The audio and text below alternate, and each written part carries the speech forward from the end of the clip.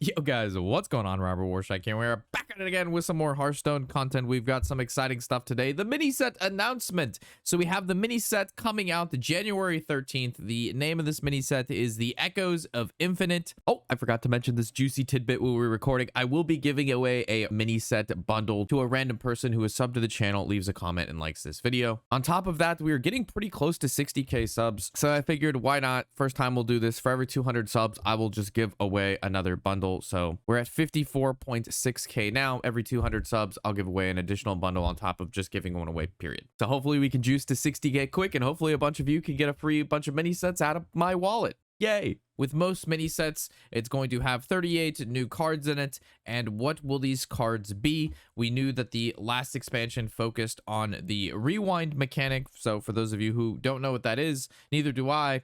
I don't think there's any actual good rewind cards or rewind decks or anything about that mechanic that was actually good at all.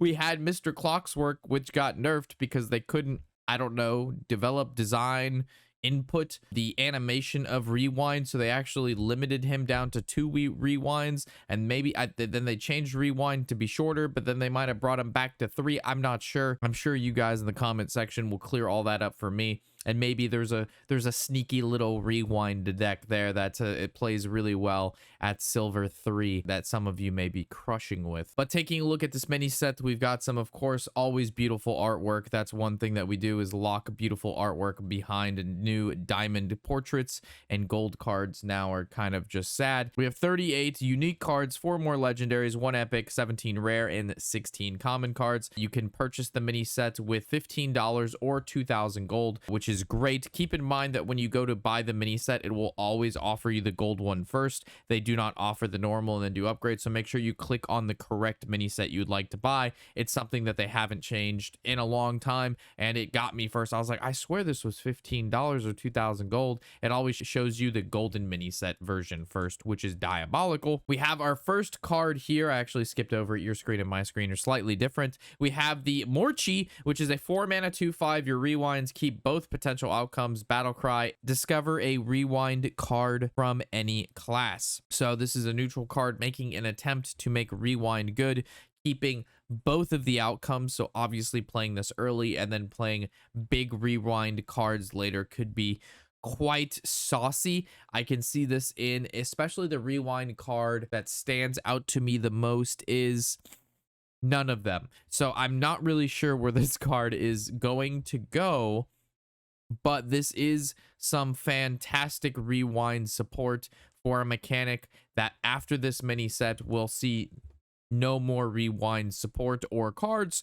so therefore seems a little pointless for me. But maybe in the future or in an alternate timeline, this is a useful, interesting card. Taking a look at the picture real fast, we have the example of Mr. Clocksworth and the 3 mana priest card, which silences and destroys an enemy minion. Both of these cards nobody plays. I also love the fact that it's a rogue deck with a priest card in it, which I guess isn't crazy, but the opponent's a shaman.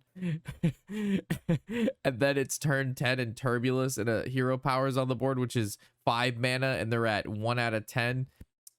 Just Hearthstone things. We have Hand of Infinity. It's a 3 mana 4/2 weapon. Can't attack heroes. Battle cry, set this weapon's attack to infinity this turn. The first thing I see is I think it's not Acolyte of Pain, it's like the Priestess of Pain. It was the 1 mana 1/4. Whatever damage this takes, do it to your hero. There was also another card, it's in wild now. Whenever it takes damage, you do that to your hero. I think it was a 2 mana card, so you could like use, what was his name, Silas, to switch minions on the board, and then you play the hand, and then you would attack the minion, and then they would take infinity damage. However, you'd have to have Emperor Tharzan to discount this. This is literally the first thing in my head that you could use this with. A 3 mana 4/2 weapon that instantly kills a minion, whatever it is, out, as long as it doesn't like have Divine Shield or something, is really good. So this just seems like a pretty solid paladin weapon, especially that Fiery War Axe as a 3/2 went to 3 mana. And then it obviously is back to 2 mana, but by the time it went back to 2 mana, it never saw play anyway. So this is just a better nerfed Fiery War Axe, but it has infinite attack. I mean, it's 8 damage for 3 worst case, which I think is very, very solid. And then we have never before seen, I'm so sorry. And we have your screen again is different. But never before seen dual class combos. We have some mage plus warrior, druid plus demon hunter, warlock plus hunter, and the Chrono Crisis has scrambled everything, creating bizarre new pairings. Take battle at the end of time, hunter slash warlock quest that rewards a handy minion. TikTok, play it to draw a full hand, then watch the death rattle erase your opponent's hand from existence. So we have a warlock hunter quest here, which is fill your hand, then empty it, so 10 cards plus this is in your beginning hand, and then play all those cards. And then the battle cry of TikTok is a 5-mana 8/8 dragon. Battle cry, draw until your hand is full. Death rattle, empty the opponent's hand. This is really one of those weird things where against maybe a control deck it's very, very good, and against any aggro or mid-range deck this doesn't really matter. As we know, hunter doesn't have a ton of draw, but maybe they could get it done. It's also just one of those things that, like, discarding your opponent's hand, is that really fun for either player? Like, again, this is a thing that does something potentially impactful, but at the end of the day, we need to think about Hearthstone cards and the terms. Does this make the game more fun? And mechanics like this, I don't know. I haven't played with it. Maybe it does, but off just the rip, I don't know. It just sounds annoying. I don't like things leaving my hand. They're in my deck. I mean, there are cards that discard one card, which is fine. We saw how impactful Theo and Ticketus and things like that. Maybe it depends how fast this can get off. It's just one of those things that one player is definitely might have fun if they hit the right matchup, and then the other player is literally never going to have fun. Your hand being discarded isn't great. So really, this is just one of those wait and see cards. It'll either see play, be an atrocity on ladder, or this card will never see play ever. It's going to be one or the other, and we have been there before on a lot of cards like this. All right, so this next part is actually the biggest part that I think and most excited part about this whole entire mini set that I read, but I don't exactly know what it means and I don't have more information on it. But it's this last little bit here, and it says turn back the clock, turn the tide of battle, harness the power of mechanics past present to tip the scales. And it says imbue your hero power to unlock new abilities for Death Knight and Rogue.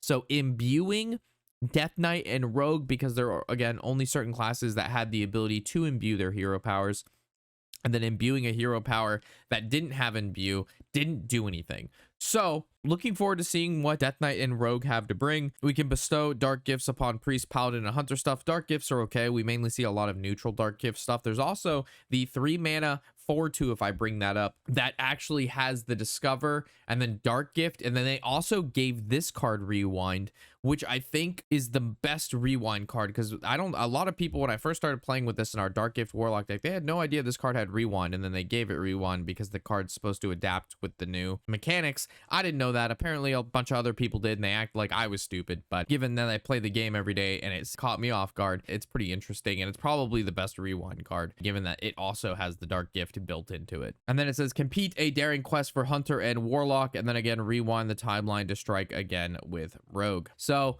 new mini set, lots of stuff. We'll see if it ends up making an impact, given the fact that the last 2 expansions have basically nothing has seen the power level of the StarCraft mini set, which felt like an expansion, to be honest. I mean, StarCraft was absolutely insane in regards to power level, decks it brought out, the cards we're still seeing, and then everything has felt lackluster since then. It's going to be one of those situations where I think we are just going to be patiently waiting into the beginning of next year when the first set comes out, and then we have that standard rotation where the last 2 years of stuff leaves, and then we have a fresh, new, very ideally low power level meta, which is good and bad, right? There's merit to both, but like there's no way you print stronger than StarCraft right now at the end of the year's set, and in my opinion there's no way to make rewind an actual good thing at this point. So we'll see where it lands, but my hopes are somewhere between no and no. I also do not like to be so negative about Hearthstone. Generally I'm very excited and I like it. We're in a spot where it's just we need drastic change. The only way to get there is the core rotation, the standard rotation, and until that happens, we're here. And maybe new cards, we get a couple fun decks to play until then. That would be great, but if not, I'm not really expecting much. So with that, as always guys, I'm Robert Warshack, and happy whatever the hell day it is.